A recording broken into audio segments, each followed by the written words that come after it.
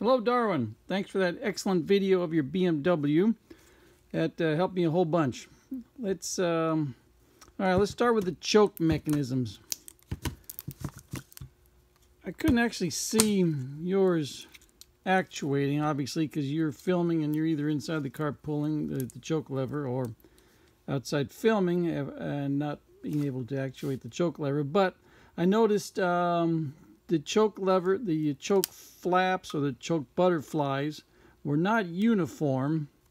Oh, by the way, this is the closest I could come to your type of carburetor, so I hope this will serve for illustration purposes. The choke flaps on yours were not uniform. The carburetor closest to the radiator, the number one carburetor, the choke appears to be half open like this, whereas on the other carburetor the chokes were more closed. It wasn't until the timestamp 324 that it looks like the choke butterflies were all the same. So that's a situation you need to address, and you can address that with this jam nut and screw right here, which will allow you to adjust where the lever is, where the two levers are respective to each other, and get your choke butterflies uniform. Also, make sure these things are working properly. For instance, when you have the choke lever up like this, you should be able to actuate the butterflies and make sure they're loose and flopping, returning to position so that they work properly. Now, your biggest issue is the fact that you don't have any idle. Obviously, that's why you can't get it to start, and then you have to goose the throttle and really rev it up. And for instance, I noticed at 4:46 timestamp, the idle as you left the vehicle was around 1200 RPM. So you're off the idle circuit and you're transitioning to the mains, and so you have no idle. And the idle is controlled completely by the idle jets, the G55 or whatever your car uses, idle jets, and those are easy to access. Again, I didn't really see a picture of your carburetors from the top down, but and I'm hoping that these carbs will be close enough to yours that you'll be able to figure this out. They'll be able to. This will be helpful to you. Now then, the idle jets, they have a really tiny hole right here, and if that is clogged on one barrel, well, if it's clogged, you're just not going to have an idle. And the easiest thing to do is you take some carburetor spray cleaner. This is what we use here, and that's really good stuff. And stick it in here, and just make sure that you've got, that the hole, the tiny hole, is clean. And then you take it and you stick it in here. Now the hole comes in from the side here. You can see right here is your passageway, and the hole comes in from the side. So you stick this into the side right here and squirt through here, and make sure that your carburetor cleaner is coming out. Oh, I didn't realize that this was jammed. But anyway, there's little teeny tiny passageways in here, and you want to make sure your carburetor cleaner is coming out through these passageways. Let's see if I can actually demonstrate it here.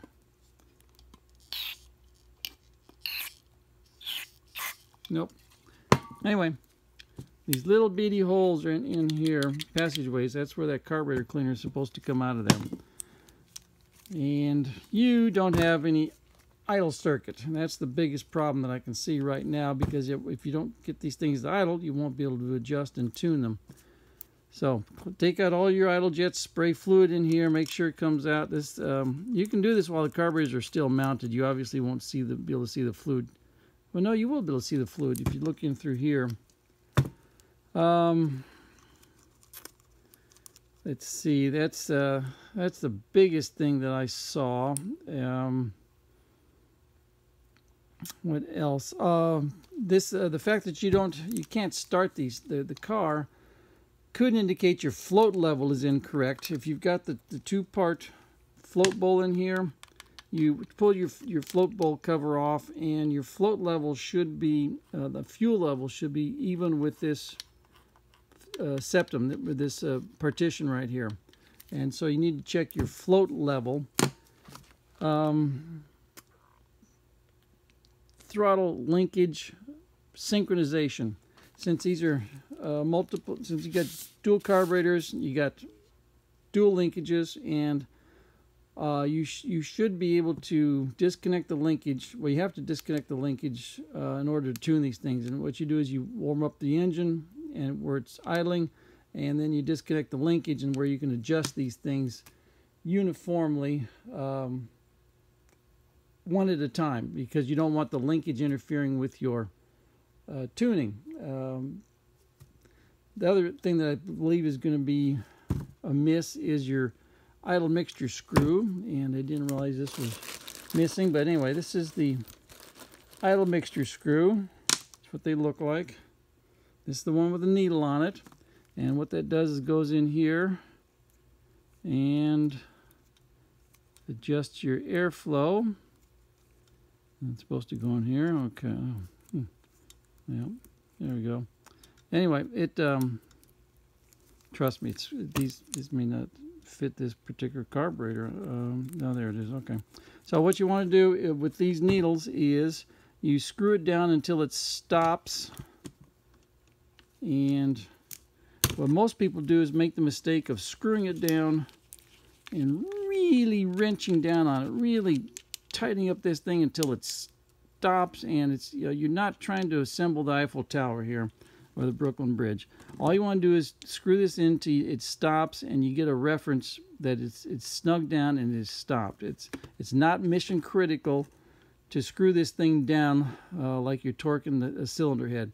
And then what you do is you, on all these carburetors except the Mikunis, but on all these carburetors you back it out 1.5 turns. So, and that's your baseline for starting the car. Now what I like to do is take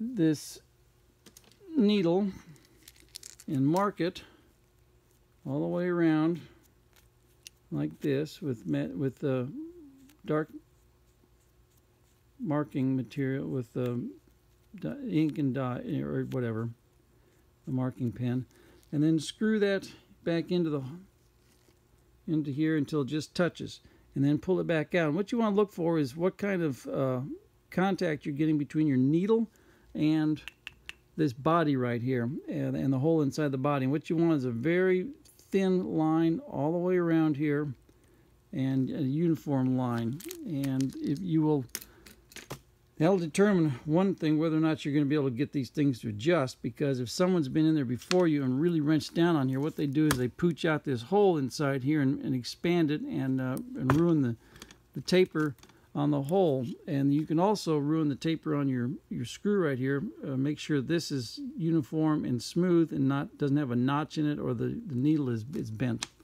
I think that's another big issue that you have, that these are not adjusted. And what you're going to do is you want to adjust these in and out until the engine gets its best idle. And you're going to be doing this as the car is idling, and you're going to screw this in until it stumbles, screw it out until it stumbles, and get your midpoint. You're going to do that on all 4 barrels. At the same time, you're going to want to, well, not the same exact time, hang on a second.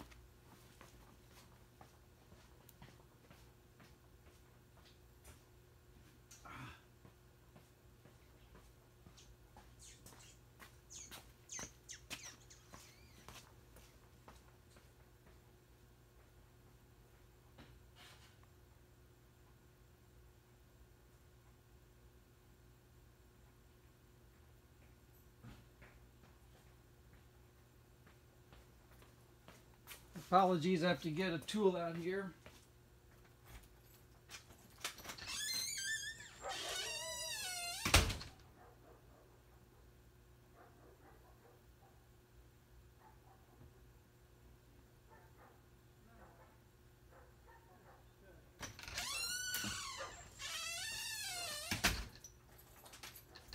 Alright, sorry about that. What I'd forgotten to have here was the synchrometer. You got to get yourself a synchrometer, BK, and this unit right out of the box fits these carburetors perfectly. You've got to be able to synchronize the airflow going through each of these carburetors. If you don't have this, then you're in a world of hurt. Now, also, what you can use here is you have to make your own adapter, but this is where you can attach a manometer and be able to adjust the carburetors using the manometer, except of course that's it's only if you've got the same thing on both barrels. Otherwise, you get to use one of these, and these are perfect for synchronizing the airflow so that you have the same amount of airflow going through both carburetors. Now then, another thing that sounds like it's not bad but it's not great either is your accelerator pump diaphragm. Your accelerator pump, that it's not as strong as it should be, and so what you want to do is look down the throat, and this is where the accelerator pump nozzle is supposed to be in here. And what you got is you got a your fuel pumps from here, goes through here, goes through a check valve right here, which is also a part to look at and make sure it's clean. And then the fuel goes up through here and goes out the accelerated discharge nozzle tubes and directly into the throat of the carburetor. And what you want to do is you want to accelerate the carburetor while the engine's off. You want to accelerate, and you want to look to see what kind of a stream of fuel is coming out of this nozzle. It should be a very strong, solid needle jet of fuel going right down the throat of the carburetor. And if you don't have that, you're not going to have good acceleration. At the bottom of this two-part float bowl is a check valve down here, and if this check valve is dirty or not functioning properly, that's also going to be an issue for you. And if that check valve or this check valve right here don't work properly, what you'll end up with is dribbling fuel coming out of your spray nozzle right there. And so both of those need to be addressed, otherwise you're not going to be doing very well. Also, the jam nuts here, the parts are missing inside here, but since you weren't flooding inside the throat, you showed me that part there, but you're not flooding. That means that those pre-atomizers, which go across here sideways. Let me see if I got a carburetor body here that might have some in it. Excuse me. Okay, this one here, right. The pre-atomizer inside here. Those things are held in place by the jam nut and the set screw. You got to put your finger in there and make sure those things are tight, because this is a direct line, a direct pathway from the float bowl right into this pre-atomizer. And if this thing's loose, it's going to flood your carburetors. Yours were not flooding, but you want to make sure those are tight. It's purely a mechanical seal, which is a real stupid idea. And so you have to really crank down on your jam screw holding those things in place. So cleanliness in terms of fuel is mission critical on these carburetors because of the very, very small orifices.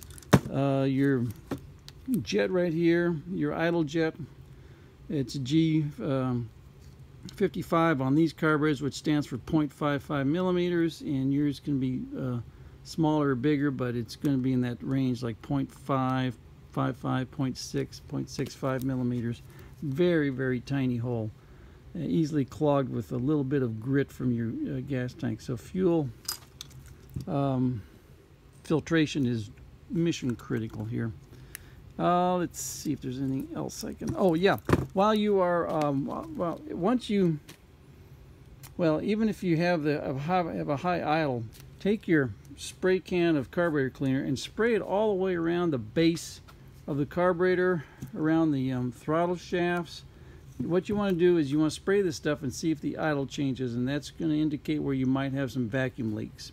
That's what I'm thinking. You might have vacuum leaks, so you need to check that. Also, physically pick up on the carburetors. If they're loose on the engine and you pick them up and the idle changes, you've got a problem with the mounting of the carburetors. I'm trying to think of what else.